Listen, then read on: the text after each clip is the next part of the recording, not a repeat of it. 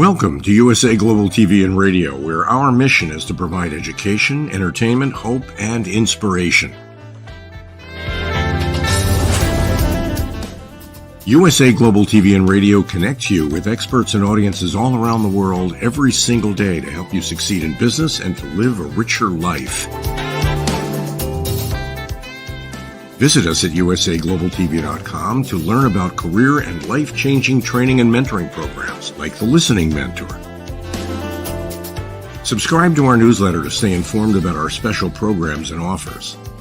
Discover how you can become a guest on one of our shows or a host or producer of a USA Global TV and Radio show of your very own.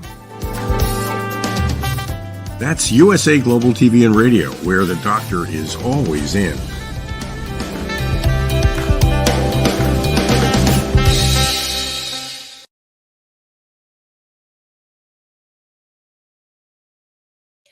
Welcome on this beautiful Friday here in Florida in the United States of America on Memorial Day weekend. We give special thanks to all of those in the military who have served, all of our veterans, and all the people who are serving. Thank you so much for everything that you do to keep us safe.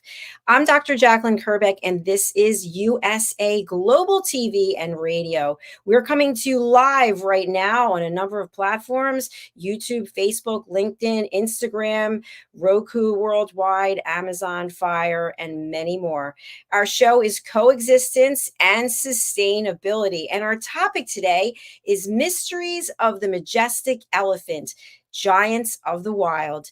Joining me is the star of our show. She is in California, and her name is Pet Psychic AMINAH. She is, in addition to being a TV show host, she is also a trainer. She is a speaker, and she is someone who really cares about this planet. Let's welcome her to the show. Hello. Hello. Thank you so much. You are welcome. It's always good to see you. I'm always happy to see you. And at the same time, I'm thinking I'm another week older. Do you ever feel that way? Another week gone by. It's crazy, isn't it? But you've put so much value into it because the shows are amazing. The work you're doing is amazing. And the generosity of getting it out of there, but for all of us is just really a core value.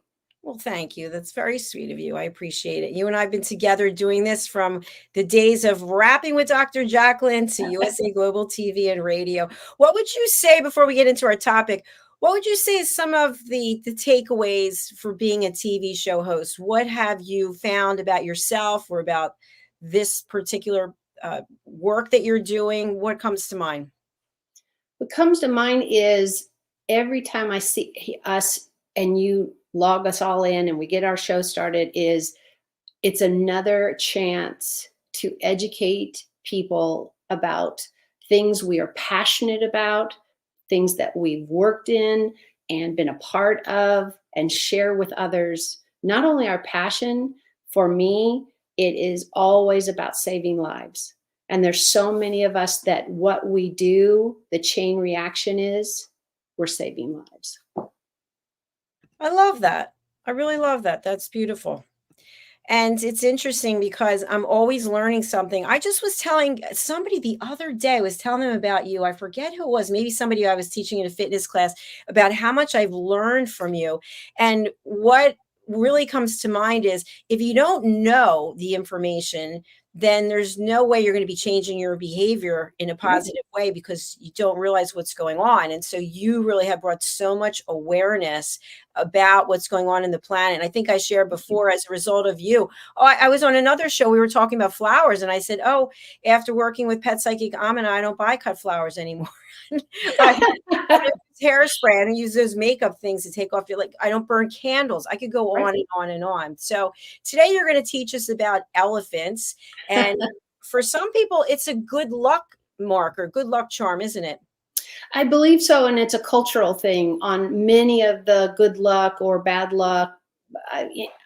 As a person myself into full love, and even the matted hair and the one we have to comb, or the ones that smell, or whatever the world says, oh, you can't like pigs, or you can't have them as pets, or you can't do this. there's no barriers for people in my industry, much less me personally. I am the one who will walk the bug out of the house.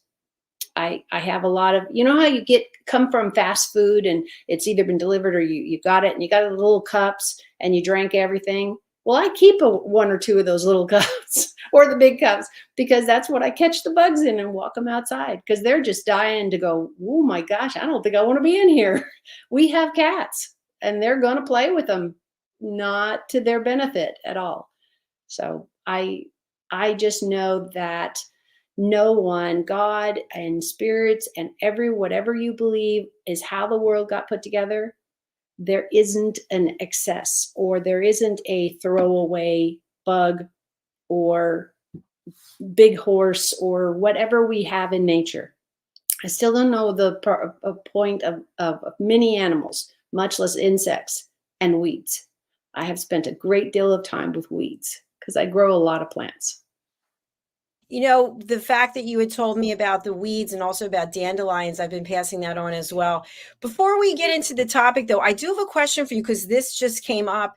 So, as you know, we have, and I don't want to use the word infestation, but we have many iguanas. Yes. And we had a number of them relocated, I think 17 or 18 of them, because they're considered to be nuisances. Yep. We just had our roof repaired. So here's my question for you. I looked out yesterday and there were giant iguanas. I heard them again from the roof. So my question for you is, if the ones that were here are no longer here, right, how do they find out? Like, is there some, like, I know birds communicate, and I'm being totally serious about this. Do iguanas have some way of communicating with each other? And I know it sounds crazy, but hey, the roof is open over on that property because they love this roof potentially more than others because it's higher. But how do they get the message out? Well, I don't know iguanas specifically, but if you look at the overall of what the animal natural world, and you could even throw in the plants in this, it's because everything does something on purpose. How come you planted a daisy and you wanted it to face that way and now it's facing this way? Because the sun comes up at it that way and that's what it needs. So does it necessarily talk to the other plants? Well, not in English or French or German or any of the languages we use, but animals. And I have to really believe, because I'm sorry, not one plant has explained it to me, but they all, what they do in their growth, how they slough off their leaves and their bark and all of this has a point. And the animals respond to how the tree lives and dies. Because what do one of the neat things about trees specifically, and many plants, let's say all of them, that when they die, they become part of the new soil. They're energizing it for the next tree or the little seeds that they already dropped as they were dying. It's a full circle. Animals do the same. They don't eat more than they need. They don't, believe it or not, they don't kill the entire rose bush or anything plant that you have outside, but they take a few leaves here and there. Now you got a bunch of the same animal, they're going to eat all the leaves. But they leave the roots usually alone. So they are living a coexistence that everybody survives in the way they're supposed to. So a lot of plants are meant to die straight back into the soil. And what they did, they contributed to the soil. But maybe growing back as a plant wasn't what they're supposed to do. So there are a lot of plants that don't come back, or they come back once a year, or etc. That makes a lot of sense. Yeah, thank you for that. And today we are switching to a very large animal, an animal that I think for the most part, except for the poachers, that is very well respected. And I thought to myself, someone had, before they passed away, they gave me a pin with an elephant and the trunk was up. And I know people who collect elephants that have trunks going, not real elephants, but what is about the elephant's trunk that has significance? Well, from what I understand, and I haven't, not knowing where we would take this conversation today, there's just a plethora of information. So just a real surfaceable touch. Everybody can read up on this and Google it anywhere you want. I really encourage you, if you're interested, in to do that. But what is happening is it a conversation? Is it a, oh, I need to go take care and eat those leaves and then poop them out, and then we have new soil? We are giving nutrients to the new soil. So when animals consume plants, bugs, or wolves are eating bunnies, or whatever all that is, when they defecate, when they dig a hole, it has purpose. I can't say that for humanity. Okay, we're not a part of that, and that's not part of this conversation. We're talking animal and nature. They're going to climb a tree that the bark can support those claws, and because some of the bark will be pulled off, some of maybe their talons for big birds of prey. Those are some serious nails on those. But the holes they live, maybe that's a symbiotic living. There are trees that have bugs, but it doesn't kill the tree. It becomes a part of how the tree grows and how it takes in water now that it maybe has another hole. Everything has a moment, a need, or something, and something else in nature is providing the answer. As far as you see woodpeckers, for example, they put big old holes to put their little babies inside the tree and everything. But there's so many other animals that will come up after or when that bird has left and use that. Squirrels, lizards, all kinds of animals will use that same opening. The tree will survive because they didn't create the hole as deep or as detrimental as we think of when we cut a branch or we cut a whole half off. Yeah, that's true. That's really true. We have a comment. Hold on. Okay, I don't know why people put comments that we can't read. Really? Do you want that out there for the whole world? I don't understand why people leave these comments. But anyway, that's and not. It seems I'm a little frozen. So yeah, you pretend I'm moving. Okay. Right. So the elephant is found in certain parts of the world, right? We're not going to find any elephants in the States. Is that correct? Not naturally, to say the least. You're going to find plenty of I stole this, or I bought this to come here, circuses or whatever. No, animals are very, very specific to the environment that they are going to feed, and the fecus, the poops are going to come out, and their feet are going to create. I mean, imagine an elephant's foot. That's what I keep in mind as I say this, because there's a really big foot and it's flat on the bottom. So when they walk, they're going to be, for example, pressing the soil together, getting air pockets out, which is great for growing new plants. The seeds specifically don't want a lot of air around them. They don't want to drown and have it, because if it rains, all that opening space will go and be wet and be muddy. And that's also difficult for a lot of animals. So you can see how we have a symbiotic relationship with the big animals, the small animals, the water. Everybody contributes, and it's really valuable. I love the fact of everyone contributing. That's really nice. And it's everything from the ant, because ants dig tons and tons of holes with dirt, tons. It's incredible what ants can do. I mean, exactly. Sometimes and then I you just stop and watch them. I'm just like, and you're like, I'm exhausted just looking at the 5 of you, and there's 700 more coming. Well, especially you see when they're carrying things on their little heads, and they're it's amazing.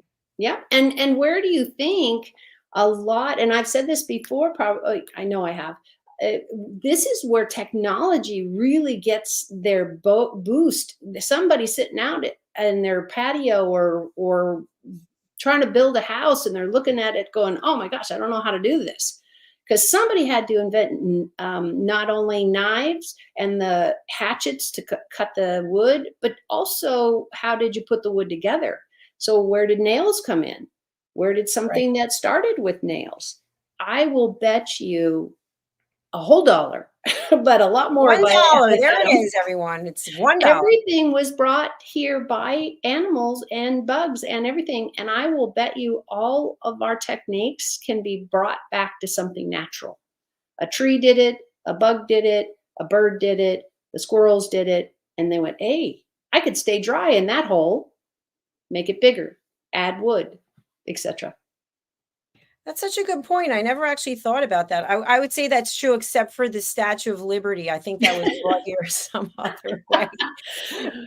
But somebody had to have watched how a big giant tree like an oak, they're super heavy and they do break and fall and everything. But I bet somebody, because engineering school wasn't it wasn't always here. We didn't have all those designs. Somebody had to watch a beaver or a bird or whatever animal and watch those trees grow and then go, wow, I bet we could build houses better if I followed the way whatever the beaver did it. Right. We learned so much about building dams and single pathways for our water by these animals, by the nature showing us how it worked. It's just fascinating. Yeah, it is. It really is. It's amazing. It's amazing. Something else I wanted to share with you, where we live here in South Florida, there's a lot of hedges. And I don't know if there are certain plants that are good for hedges. I don't know. But I do know there's there's one kind, and they attract these white flies. And then you'll just see the leaves just, oh my gosh, there's a huge iguana on the leaves out there. But anyway, so this area that I walk in, it's a big circle, it's about 2 miles, and I noticed they had literally ripped up all of the hedges. Can you imagine 2 miles of hedges, and they ripped them up? And they probably ate half of it. No, not the iguanas. I'm saying people that, people, the borough, whatever, the county, they took them all out. So they started planting a different type of plant. And it was about this big. And this is maybe 2 months ago. And now it's enormous. I don't know what it is. Do you have any idea? Because I know that a lot of animals like to eat leaves. And obviously this one type of leaf, if it attracts flies, then it's not going to be good for the animals either. So I don't know what it's called, but we'll have to look into that. So we seem to have lost Pet Psychic AMINAH for the moment, and that's okay. So wherever you are in the world, I'm wondering, do you have exposure to elephants? And if so, what has that experience been like? Do you walk with them? Can you actually go and touch them? I know we've seen from other guests in different parts of the world that they do live near elephants, and the elephants will bathe and they will go into the water bodies that are near where these people live. And it's quite incredible that they allow you to touch them and to feed them. I know Pet Psychic AMINAH has always encouraged us not to feed any wild animals, because then they get used to being fed and they no longer go and look for food themselves. While we're waiting for her, I'm going to do a quick plug out for this beautiful blouse that I have on. I don't know if you can see it. It's actually, it's beautiful, and it's made by this company, I Love Tyler Madison. There it is. And here's their website. What I really like about them, ilovetylermadison.com, is that it's fashion with a cause. So you can see that right here. They are in Canada. They're in Canada, in the Canadian area, and they distribute to places all over the world. And so I'm truly grateful that I have this absolutely gorgeous blouse. I love the fact that it's off shoulder. It feels very comfortable, and I don't know what it's made out of. It's very soft and smooth, and I just really appreciate the opportunity to have something so beautiful. Let's take a look at I Love Tyler Madison, and we've got a clip from them, and I want to share that with everyone. Let's take a look.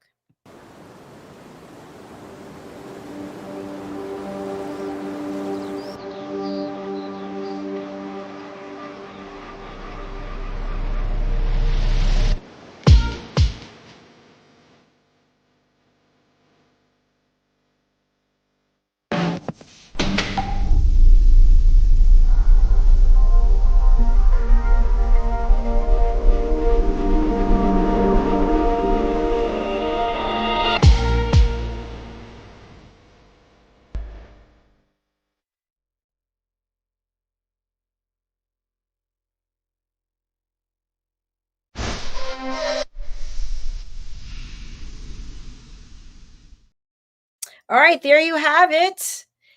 ilovetylermadison.com. Please go and visit them. As I mentioned, this is absolutely beautiful.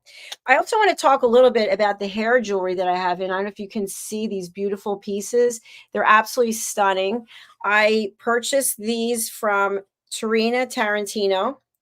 And Tarina is actually in California. What an incredible backstory Tarina has. You can go and read about Tarina Tarantino over on Instagram on their sites. You can also go to their website, which is also right here, drjacalyn.com, and products are made in the USA. And I have to say, the whole packaging that they have is fabulous, and everything is made with love and care. I love to wear hair jewelry. I wear it when I work out. This piece I'll move back a little bit, but it just is. I feel like it's just my femininity coming out because I'm in my masculine energy quite often. And when I have the hair jewelry in, it just makes me feel special and beautiful. So I really love the work that Tarina and her team does. Everything is just high quality and is something that's long lasting. So I'm grateful that I found Tarina Tarantino. Again, here is her card and branding.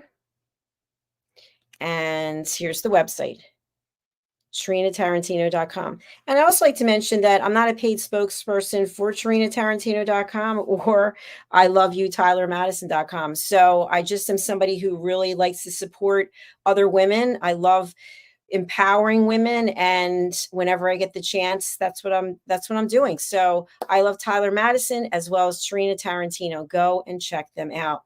All right, we're going to hear a word from one of our sponsors, and then when we return, we will be talking more about elephants. Let's hear from the British School of Excellence and Mr. Philip Sykes.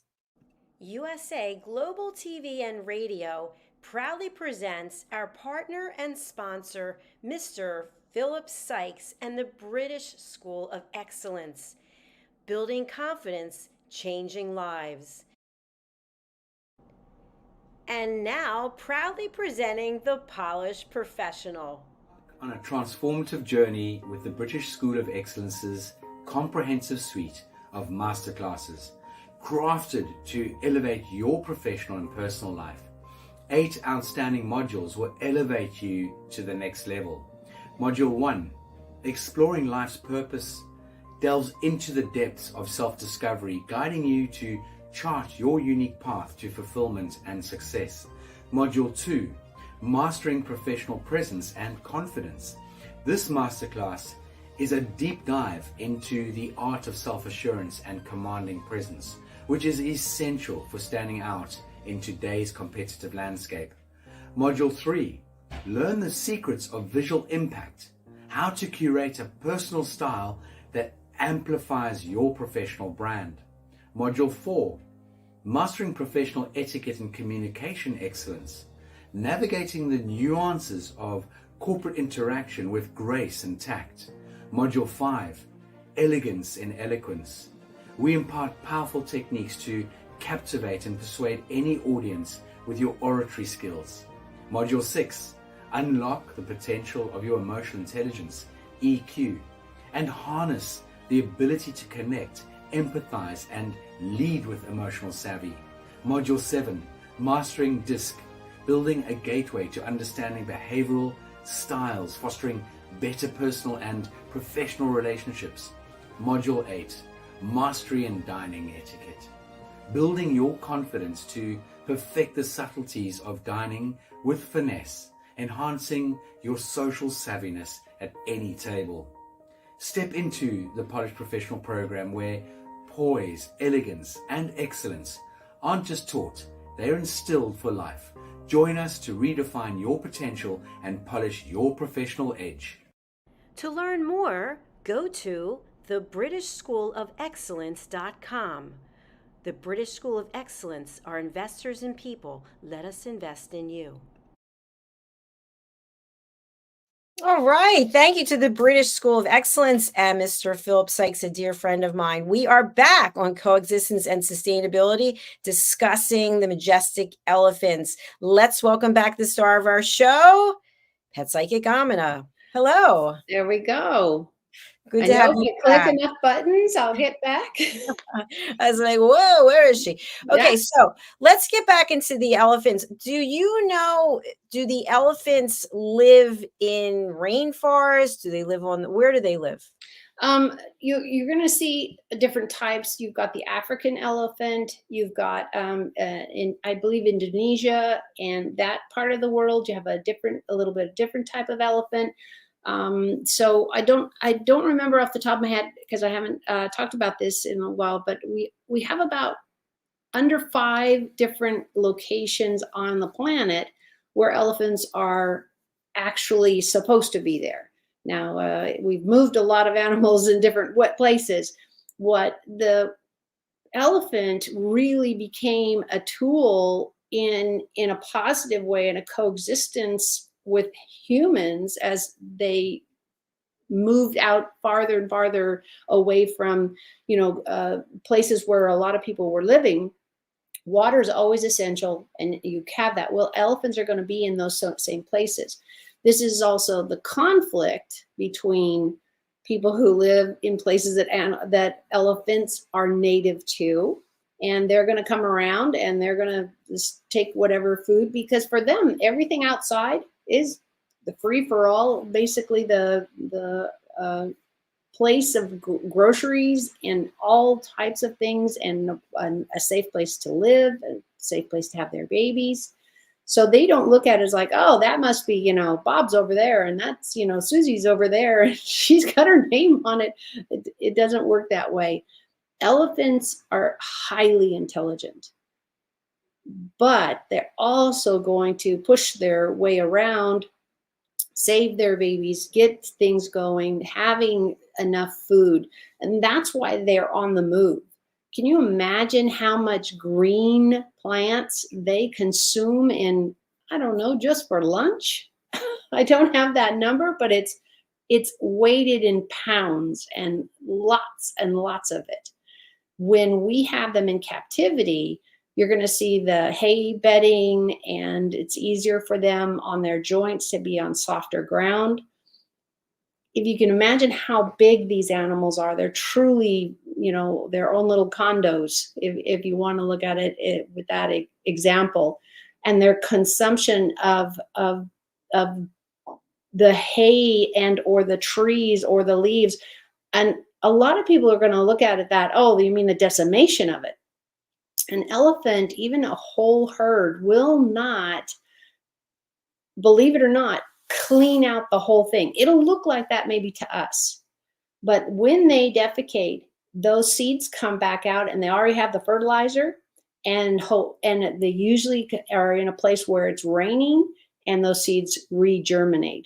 So it's not the fast, we leave up all 4 walls or anything like that. They're very large, powerful animals, and they will protect their young and their herds. That's the entire point of the alpha male, is to make sure that everybody is cared for and eating and safe. What you don't find in nature is decimating the resources. That is not something you see animals doing. Everything from beavers, deer, and elephants, all of them coexist with their habitat very, very well. Would you say that the elephants are endangered? Absolutely. What we have done to the planet alone is, what can I say, is example number 1. And then we go down all the other examples. We still, and I get yelled at by family members. I'm sure my friends want to say something, but it's a little harder to take an adult woman and tell her not to do it. I'm the one who picks up the trash while we walk. I can wash my hands later if I don't, because I'm not usually wearing gloves. I get asked all the time, why do you always do that? And I said, because I can. And I don't know about you, Dr. Jacalyn, but I know I'm human and I make mistakes. And I've had, like bags of something, and, like fast food, or it had wrappers of paper around it, and you were sitting out having a great time eating it, and there it blew away. if it was the napkin or the hamburger wrapper or the whole bloody bag. And I don't know about you, but I grew up in the desert, and that was like 65-mile-an-hour wind. I couldn't catch it if my life depended on it. So there's times where I am sure I have dropped something or I've misplaced something because I know it's not with me anymore.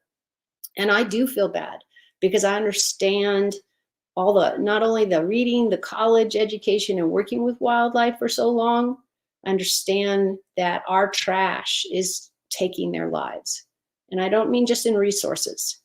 If you leave gum somewhere, it's still going to be there in probably 5 years. That's not good for nature. It's not good for the process of how they get food, how we get food via that direction. We have places that are getting tons and tons of water that they can't use. And then we're getting places that the rains have stopped or slowed down to a very dangerous level where people are not maybe getting as much water as they need for drinking, much less showering. So yeah, we're causing a great deal of possibly irreplaceable, not fixable if we don't do something now and change the way we do things. So when we think about the elephants, and thanks for sharing that, poachers will go after them for their ivory tusks. Is that right? Yeah, pretty much. And they can take their teeth and all that. The carcass itself is, I would assume, now I haven't looked this up in a very long time, so I don't know what currently is, but there's a million laws in the countries that have these amazing animals. We have wolves in California, and people don't want them walking in and killing their dogs. So what do? They shoot them. It's illegal to do that now. You can't just go around shooting. And believe it or not, once in a while, people would mistake somebody's dog for a wolf and shoot them. So we've come a long way. We have still much, much more to do, always, because the world is changing, the environment's changing, how people behave with their pets is always changing. Some people say, oh, he'll go out and hunt on his own. Yeah, but if everybody did that, or even 5 people in the last mile did that, we would have less birds, we'd have less lizards, and everybody's like, well, why do we care? Lizards, for example, dig a lot of holes in the ground. Believe it or not, that is essential to so many of our plants surviving. And the rain goes down there, and where does it go? Their roots. I don't know about you, but that's the version of our mouth. And that's what we need. We need to coexist, because what the birds are doing, and they're moving seeds, and then somebody's pooping out the seeds, and guess what? We have a new plant. And it all lives and survives because it has the nutrients or the new location to have 500 more of them. If you're planting trees everywhere, you can't put them too close together. The roots need space. But if you don't have enough water, those trees are not going to survive or thrive without it. Again, we all of us, if you love to chew gum, great. Have at it. Your dentist can take up the difference and all that. But you don't spit it on the ground, and you don't stick it on a pole and say, ooh, isn't this cool? Oh, my gum over here. And it's like, no, because it's going to be there in 10 years, 50 years. And if you threw it on the ground, or we throw our trash and you go, oh, it's just one wrapper.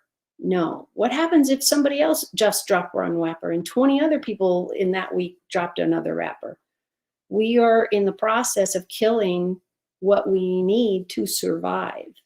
And if I can get you to just everybody to hear that, we will have enough water, we will have enough vegetables, food, grain for our cattle, all of these things, and we'll all get to the finish line in a much happier place.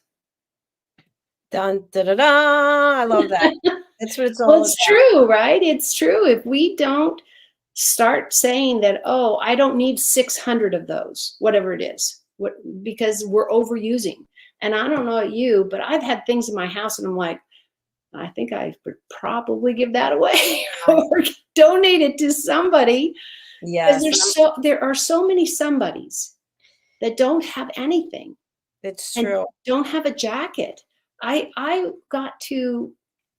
feel so blessed. It was about 3 or 4 months ago. I forgot all about this until now. And we were out all in like a public place. And I don't think it was a park or anybody, but I think in the distance there was a restaurant. And I watched this couple because, and I say couple because I'm not sure who were instigated, and it doesn't matter. And they walked up to this gentleman who was obviously homeless, and he handed him his jacket. And he says, I have other jackets, but you could probably really use this one right now. And the man, he probably was in his 50s and looked like he was homeless. And he broke out in tears and asked him if he could hug the gentleman. And he said, of course. And we who were around it, there were probably about 10 or 15 of us walking by in a very slow, because it was a really beautiful park and we were all just strolling. And I felt so privileged to see that humanity can be kind and can take responsibility. For me, I get in trouble, honestly, a lot, because I will pick up the gum wrapper I see. I will pick up the napkin that blew away from somebody's table. However they got there, I have the ability to bend down still and pick it up and put it in my pocket and wash my clothes and my hands afterwards. And I am pretty careful. I don't touch my face. I don't do any of that kind of stuff. But I know that I'm saving one of my prized possessions is the animals on the planet. If I can pick up that trash, there's a good chance one of the animals won't come looking for it, especially if it smells like food. And I don't know that. My nose doesn't work that well. I can pick it up. And eventually I'll go buy a trash can or something and I'll throw it away. Because usually it's dry. I don't pick up the wet, slimy ones unless it's necessary because somebody's drowning. But that's how I look at it, because it's who I am. That is and everybody can do something small like that, don't you think? I totally think so. And you are an amazing person, a beautiful woman. Thank you so much for everything. We're at the end of our show already. Just flies by.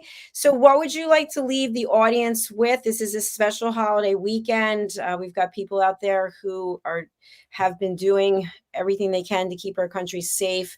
Perfect. What would you like to share as we say goodbye for now? We all have bad days.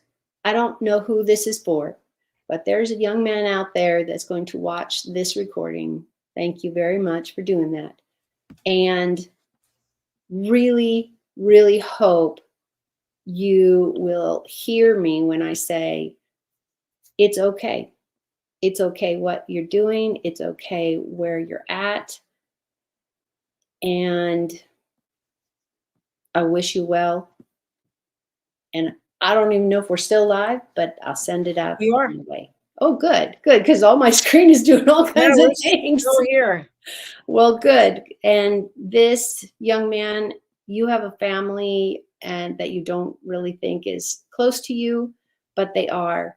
But your actions are going to save lives, whatever that is. If you're like me and you want to pick up gum wrappers, I try to leave the gum. that's I got to have bigger leaves for. But every time we all can pick up that piece of paper and put it in your pocket or find a trash can 6 steps away or 20 steps away. If we all did that, could you imagine, Dr. Jacalyn, how amazing we would leave the planet for those animals that don't know what gum is? Because it will kill them. Can you imagine a bird going to test to see what gum is and they get it on their tip of their beak? They don't have the ability to get it off, because even if they get it off on their feet, it's going to have them stick to something that they're standing on, and it could cost them their life. So please think about that, everybody, before you let your trash blow or before you say, oh, somebody else will pick it up. Who's somebody else? I know I've decided to be somebody else because it's what my heart needs. And I really encourage you and send you all hugs and positivity. And I hope you do whatever also helps somebody else. I'll tell you, really makes your life a lot better, especially on the bad days. Especially on the bad days, you can say, no, I do have something to give. I do have something to contribute to this world. If it's only kindness, I think the biggest word you have to remove is only. Kindness is never, ever overgiven. Well put, beautifully said. Thank you so much. Thank you, Pet Psychic AMINAH, for all your wisdom and education. And thank you to our audience. Happy Memorial Day weekend. Please be Absolutely. safe. And please remember to take care of your pets also and take care of yourselves. We'll see you again next time. Absolutely. Take care. Bye. This program has been brought to you in part by Zane Carson Carruth, etiquette and protocol expert, international award-winning author, television show host, and philanthropist. Thank you to Zane, our official diamond sponsor for USA Global TV and Radio in partnership with E360 TV. Zane is the author of The World's First Tooth Fairy Ever, as well as many other children's books. She's also the television host of Elegance, Polished Demeanor, and Posh Living, seen on USA Global TV and Radio.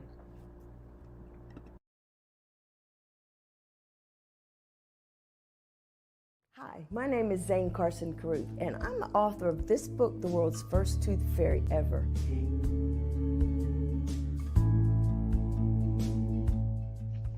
Reading is magic. Studies have shown that reading to your children lays the foundation for greater success in life. Reading helps develop language and vocabulary skills. It helps improve memory, and it encourages curiosity and inspires creativity. The benefits are immeasurable, and as a parent, you'll benefit too. In only 10 or 15 minutes a day, you'll be creating more memories and a bonding experience that will last for years to come. So take time to read to your children. Read them books about things that engage and interest them. Tales of fairies and magic fascinate children, and as everyone knows, the Tooth Fairy is at the top of the list. If your child loves magic, wands, adventure, and what child doesn't, you'll love reading them books from the trademarked series The World's First Tooth Fairy Ever. Follow along as Abella, the world's first tooth fairy, accidentally starts the tooth fairy tradition. Learn the tricks of being a professional tooth fairy in the book Abella Starts a Tooth Fairy School. Your child's imagination will soar as you read the adventures of Abella and her magic wand.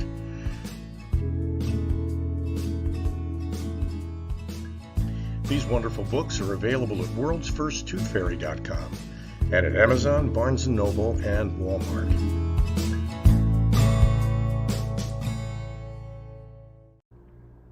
To learn more about Zane, contact her through her website, zanecarruth.com, ZANECARRUTH.com. Order Zane's books and merchandise. Contact her about being a keynote speaker at your next event.